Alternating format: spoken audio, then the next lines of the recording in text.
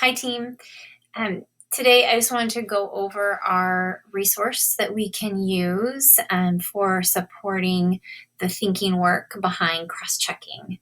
So this is a tool that we need to be using from the very beginning, and whenever we're doing shared reading or conferring or small group instruction, this is a visual support that we can use to help kiddos start to connect the language that we use to prompt them to do some thinking for cross-checking. So using the three different sources of information that they can draw upon to monitor their own reading. This tool can either be, just used like this, or you can keep it like this, and it can help remind you what we're actually drawing upon as we're saying these different prompts.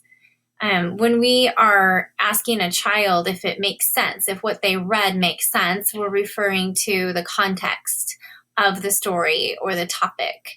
And so we want to support them to think about what they know about that topic and also looking at the pictures. Sometimes we ask them, does it make sense? And they say yes, right? Because maybe they don't have the vocabulary or they don't have the background knowledge of the topic of the story. And so that's our opportunity to coach in to build a little bit of background. Of course, that's something that can be taken care of too when we're doing the book introduction.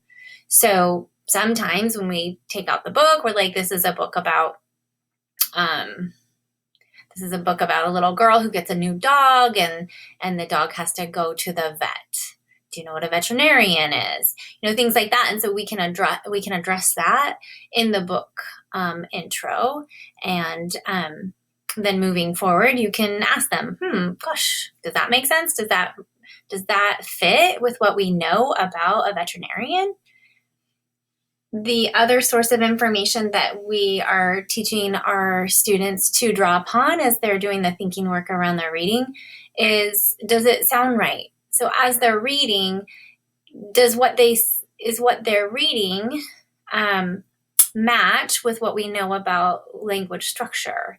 And I'm reminded of so many of our kiddos who transpose or use the word me for my.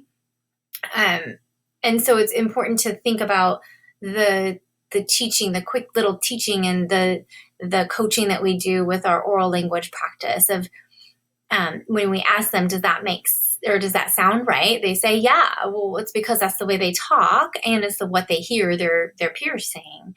So kind of leaning upon our opportunity to model language structure through just oral language practice and having them repeat our examples of that.